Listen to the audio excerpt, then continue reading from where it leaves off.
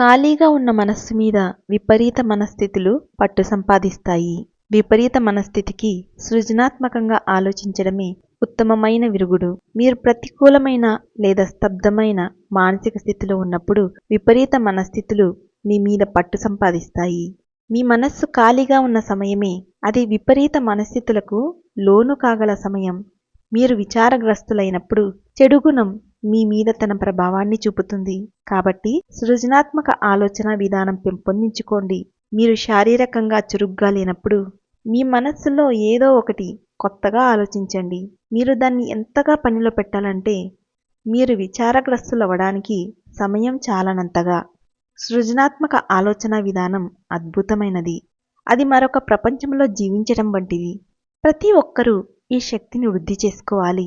నేను ఉపన్యసించడానికి ఇక్కడికి వచ్చే ముందు ఉపన్యాస విషయాన్ని గురించిన ఒక్క ముక్క కూడా నేను ఆలోచించెను. నేను మాట్లాడాల్సిన విషయానికి సంబంధించిన చేతనలోకి వెళతాను. నా ఆత్మ నాకు అద్భుతమైన విషయాలు చెబుతుంది. మీరు సృజనాత్మకంగా ఆలోచిస్తున్నప్పుడు మీరు శరీరాన్ని గాని విచారకర మానసిక స్థితులను కానీ అనుభూతి పొందరు. మీరు పరమాత్మతో అనుసంధానంలో ఉంటారు.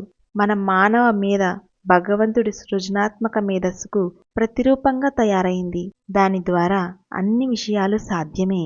మనం గనక ఆ చేతనలో జీవించకపోతే మనం విపరీత చిత్తవృత్తుల కట్టగా అవుతాం. సృజనాత్మకంగా ఆలోచించడం ద్వారా మనం విపరీత ధోరణులను నాశనం చేస్తాం.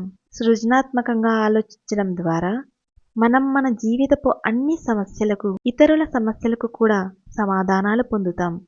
విపరీత మనస్థితులు క్యాన్సర్ లాంటివి. మన ఆత్మశాంతిని అవి తినేస్తాయి. అందుకే విచారగ్రస్తుడు తన సమస్యల నుంచి తాను తప్పించుకోలేడు. ప్రతిదీ మీకు వ్యతిరేకంగా జరిగినప్పటికీ విచారంగా ఉండటానికి మీరు హక్కు లేదనే విషయాన్ని మీరు గుర్తుపెట్టుకోవాలి. మనస్సులో మీరు విజేత కావచ్చు.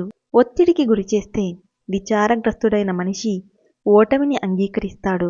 కానీ తన కాళ్ళ దగ్గర ప్రపంచమంతా బూడిద అయినప్పటికీ ఎవరి మనస్సైతే ఓడిపోకుండా ఉంటుందో అతడే విజేత అవుతాడు. మీరు బందీ కావాలనుకుంటున్నారా? లేక విజేత కావాలనుకుంటున్నారా? మిమ్మల్ని మీరు విపరీత మానసిక ధోరణులతో గట్టిగా బందీ చేసుకోవడం వల్ల జీవిత సంగ్రామాన్ని కొనసాగించడానికి మీరు అసమర్థులవుతున్నారు. మీ మనస్సును ఒక విపరీత ధోరణిలో పూర్తిగా నిమగ్నం చేసుకోవడానికి మీరు అనుమతించగానే మీ సంకల్పం చచ్చుబడిపోతుంది. విపరీత స్థితులు మీ మెదడును మంచులా కమ్మేస్తాయి. తద్వారా మీ తీర్పు దెబ్బతింటుంది. అందువల్ల మీ ప్రయత్నాలు వ్యర్థమవుతాయి. Thank you.